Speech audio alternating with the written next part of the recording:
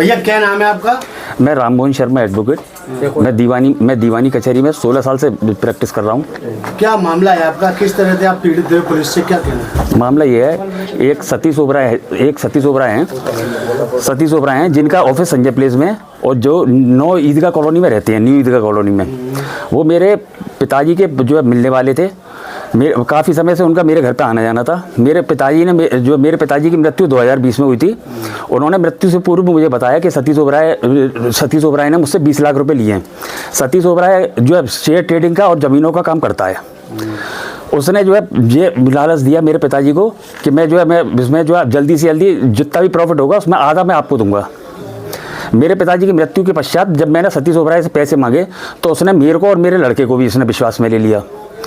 वो धीरे धीरे करके उसने मुझसे मेरे से और मेरे बेटे से 96,50,000 रुपये लिए, जिसके जो है साक्ष्य मैंने जो है पुलिस आयुक्त को दिया हुआ था। थाने जो है न्यू आगरा थाने में भी दिया, उसका पेन ड्राइव भी दिया। उनने जो सतीश ओबराय ने मुझसे कहा कि भाई मैं जो है इतने पैसे नहीं दे पा रहा हूँ तो मैं ये जगह तुम्हारे नाम करा दूंगा। तो उन्होंने ना तो मेरे नाम जगह कराई, ना मुझे पैसे दिए। जब मैंने ज़्यादा पैसा डाला, मुझे मालूम पड़ी कि जो है इसकी जो है हालत जो सही नहीं है, मैं ज़्यादा मांग गया तो उसने मेरे को एक 50 लाख का चेक दिया, एक 66,50,000 का।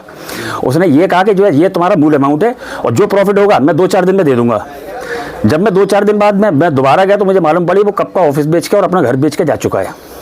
अब कहाँ स्थिति है? कहाँ रह रहा है वो? इस समय दिल्ली अपने लड़के के पास रहता है वो।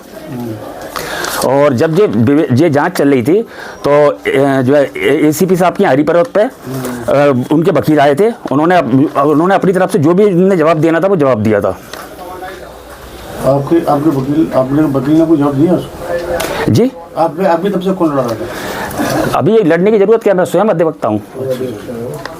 अब कहाँ यहाँ है आगरा में? क्या परिचय अपना? मैं Rishiraj Chauhan advocate, Mahada Pratap bar association का अध्यक्ष एवं प्रदेश अध्यक्ष करणी सेना विधि प्रकोष्ठ। मेरा संज्ञान में मामला है कि हमारे जो बड़े भाई हैं राममोहन शर्मा जी, इनसे किसी बिल्डर के द्वारा, जो कि कोई शेयर मार्केट का काम भी करता था, 1 करोड़ 20 लाख के आसपास कुछ रुपए लिए निवेश के नाम पे। बाद में जब निवेश के नाम पे पैसे लिए गए और जब ये गए वहाँ के प्रॉफिट वगैरह क्या इसमें आया, क्या हिसाब किताब है, तब मालूम चला वो अपने ऑफिस वगैरह बेच के चला गया यहाँ से। और बिल्कुल अपने आप को इस तरीके से घोषित कर रहा है कि अब उसके पास कोई पैसे नहीं है। इनके पास कई तरीके के साक्ष्य भी हैं, इलेक्ट्रॉनिक एविडेंस भी हैं, जिन्होंने अपनी तहरीर के साथ पुलिस को पेन ड्राइव में लगा के दिए थे।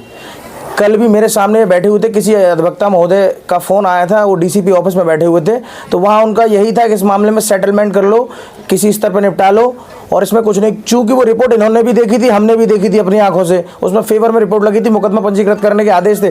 उसके बाद जो चीज़ें हुई कि आप इस तरीके से पुलिस दबाव बना के अब रिपोर्ट बदली जाएगी, मुकदमा पंजीकृत होगा, दूसरे सेक्शंस में होगा, तो ये पुलिस की कार्यप्रणाली पर सरासर सवाल उठाती। जहाँ मामला एक अधिवक्ता का होता है, ये बिल्कुल जेन्युइन मामला है, इतने पैसे दे सकते हैं, ITR भरते हैं, टैक्स पे ही है, अच्छे नागरिक हैं, तो जहाँ अधिवक्ता का कोई मामला आता है पुलिस इसी प्रकार से हाथ खड़ा कर लेती, दूसरे पक्ष से मिल जाती है और मामले को रफा दफा करने की कोशिश करती। क्योंकि ओबराय के बेटे ने भी फ़ोन पे इस तरीके से कहा था कि इतने पैसे मैं कहीं और दे दूंगा, आपको नहीं दूंगा, इस मामले को मैं ख़त्म करा लूँगा। तो सीधा सीधा सारी स्थिति से पता चल रहा है, पुलिस मिल गई है।